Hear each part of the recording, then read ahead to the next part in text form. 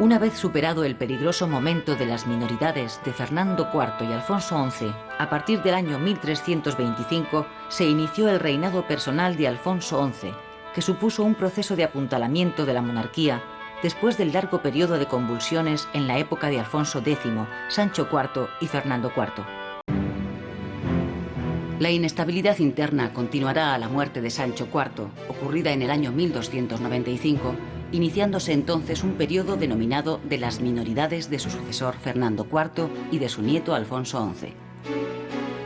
La firmeza y temple de la regente María de Molina pudo frenar el asalto al poder de la alta nobleza gracias al apoyo del estamento popular y de algunos sectores de la pequeña nobleza. Ante las numerosas peticiones de reducción de impuestos, el joven rey procedió con gran energía a neutralizar el poder de los nobles. Asimismo, Alfonso XI dio pasos importantes para la centralización del poder en las Cortes de 1348, incrementando la fiscalización de la amplia autonomía de que gozaban los municipios castellanos. Con la muerte de Alfonso XI, un nuevo periodo de incertidumbre se cernía sobre el reino de Castilla. La vida amorosa irregular que llevó Alfonso XI por su pasión desmedida con Leonor de Guzmán, instalada en un palacio de Sevilla, dio su primer fruto en Enrique de Trastámara, futuro rey iniciador de una nueva dinastía. Mientras tanto, la despechada reina María de Portugal se retiraba de la corte en espera de que su hijo se encargara de hacerle justicia. Pedro, el hijo legítimo, heredó la corona, y unos le llamaron el Cruel, mientras otros, el pueblo en pugna con la nobleza, prefirieron el título de justiciero. Pedro I de Castilla, hijo legítimo de Alfonso XI, consiguió una alianza con Inglaterra para luchar contra su hermanastro Enrique de Trastámara.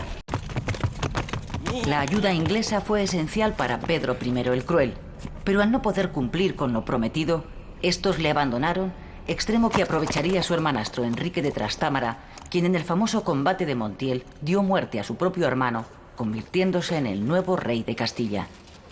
El primer soberano de la casa de Trastámara, Enrique II, para oponerse a tantos enemigos, prodigó mercedes y exenciones en favor de una nobleza fiel de nuevo cuño. La muerte prematura de Enrique III el Doliente supuso una nueva minoría en Castilla, encargándose de la regencia del nuevo rey, su tío Fernando, llamado el de Antequera por haber conquistado esta plaza a los musulmanes. Al ser elegido en Caspe como nuevo soberano de la corona de Aragón, Fernando abandonó Castilla en 1412, continuando unos años de intrigas cortesanas hasta que Juan II alcanzó la mayoría de edad en 1419. Juan II entregó el poder a su valido, el condestable Álvaro de Luna, para dedicarse a sus aficiones favoritas, la caballería y las letras. Álvaro de Luna fue un hombre enérgico y decidido que enseguida concitó las envidias de la nobleza por su poder omnímodo. A pesar de vencer a sus enemigos en la batalla de Olmedo, será finalmente depuesto en el año 1453, acusado de usurpar el poder real y las rentas de la corona, siendo decapitado en la plaza del Ochavo de Valladolid. El reinado de Enrique IV se abrió de nuevo con la rebelión de la nobleza frente a la autoridad real. Aquella depuso al monarca en efigie en Ávila, la famosa farsa de Ávila, obligándole a reconocer como heredera a su hermanastra Isabel en Toros de Guisando. El declive político progresivo de Al-Ándalus, después de las sucesivas crisis de los almorávides, de las llamadas segundas taifas y del imperio almohade, se frenó en cierta manera con la creación del Reino de Granada por Muhammad I de la familia nazarí, reino tributario de Castilla a partir del año 1232. En aquel tiempo, la relación de la dinastía nazarí de Granada con los reinos cristianos era de dependencia absoluta. Este reducto del Islam conservaba un trato de vasallaje respecto a Castilla, lo que le obligaba a pagar ingentes cantidades de oro para mantener una precaria independencia. Frente al Islam, Alfonso XI ocupó algunas plazas fronterizas del Reino de Granada, lo que motivó un acercamiento de la alianza entre el monarca nazarí y los benimerines del norte de África. En el año 1340 tuvo lugar el choque definitivo junto al río Salado, que supuso una gran victoria cristiana y la conquista posterior de Algeciras.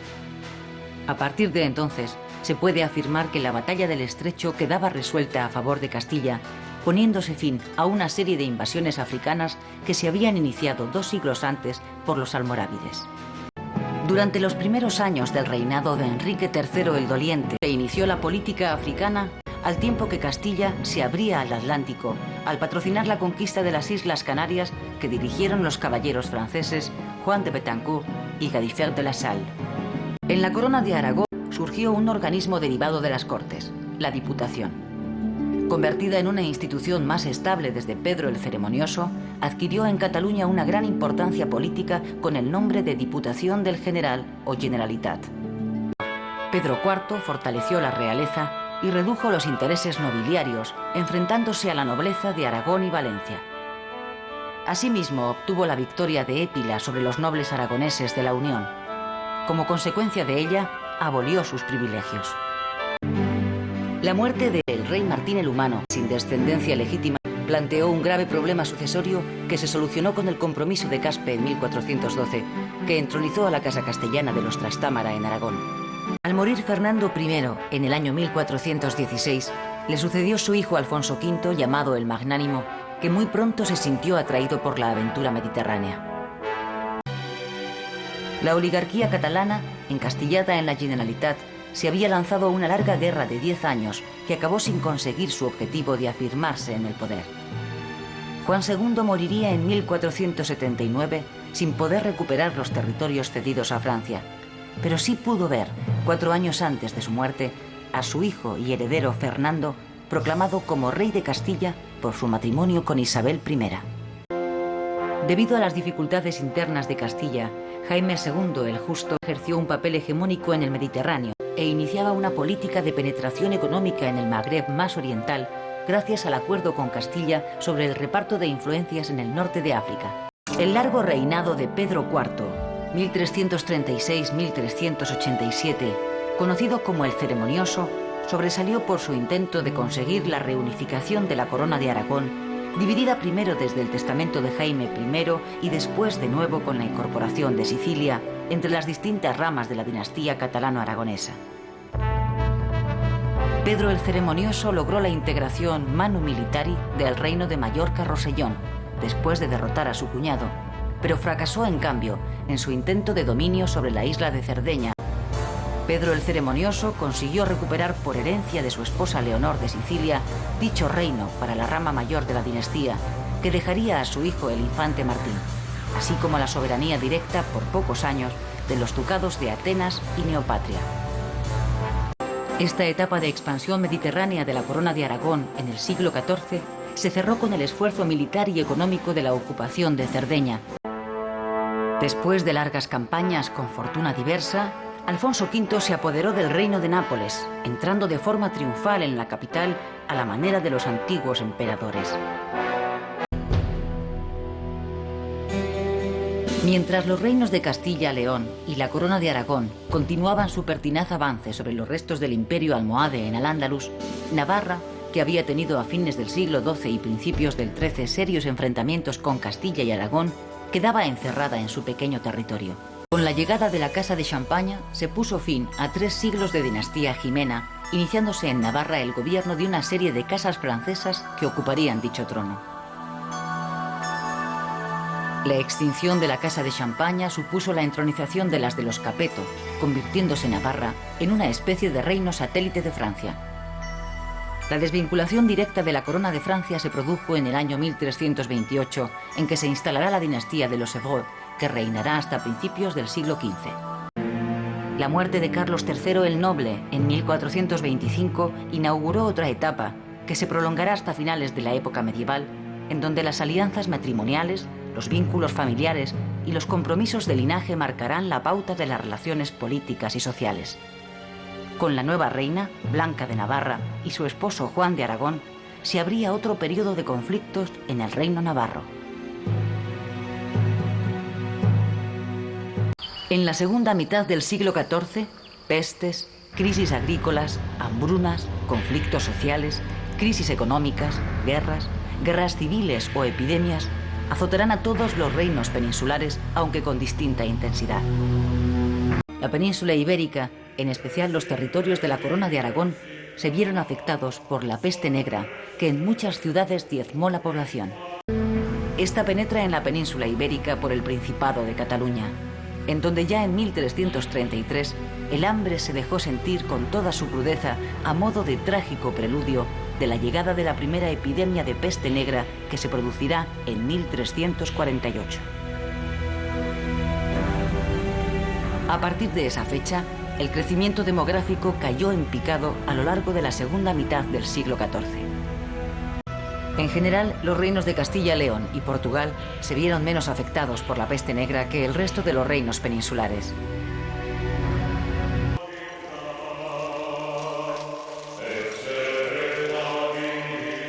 La peste bubónica había sido importada de Asia a través del Mediterráneo. Antes, las malas cosechas habían roto las leyes estadísticas, esquilmando el campo y castigando con el hambre a las clases populares, muy afligidas ya en sus bolsillos por la presión fiscal. A partir de esta época, los núcleos urbanos surgidos junto al Camino de Santiago irán perdiendo una buena parte de su fuerza económica en favor de los nuevos burgos del sur, que suministrarán los productos necesarios para un comercio activo. Los talleres textiles, las herrerías o las forjas empiezan a despuntar. Aparecerán también los gremios, en donde se agrupaban los distintos artesanos. La industria textil adquiere un notable desarrollo y los paños fabricados en Barcelona, Lérida, Perpiñán o Valencia se exportan a Castilla y al norte de África. Las agrupaciones o mestas locales de ganaderos se crearán para encontrar nuevas tierras a costa de los concejos vecinos o de los propios musulmanes, y conforme avanza la frontera hacia el sur, se irá consolidando la trashumancia, al comprobar que los pastos son insuficientes. Alfonso X reconoció en el año 1273 al honrado Concejo de la Mesta, merced al cual los ganaderos lograron acuerdos válidos para todo el reino que serían de suma importancia para el futuro del sector y de la economía castellana. Por otro lado, la mejora de la calidad de las lanas, logrado a comienzos del siglo XIV mediante el cruce de las ovejas churras con corderos merinos importados del norte de África, facilitó la expansión de este comercio. A lo largo del siglo XV, la expansión comercial de Castilla descansó básicamente en la exportación de materias primas como la lana. Desde principios del siglo XIV se sucedieron años de malas cosechas. La libre circulación de los productos alimenticios por todo el reino de Castilla y León fue una de las primeras medidas tendentes a paliar los efectos de la carestía de alimentos, aunque la crisis agraria continuó hasta el año 1425 en todos los reinos hispánicos. De manera paralela, tuvo lugar la expansión del comercio exterior catalán, que se renovó después de la conquista y repoblación de Valencia y Mallorca.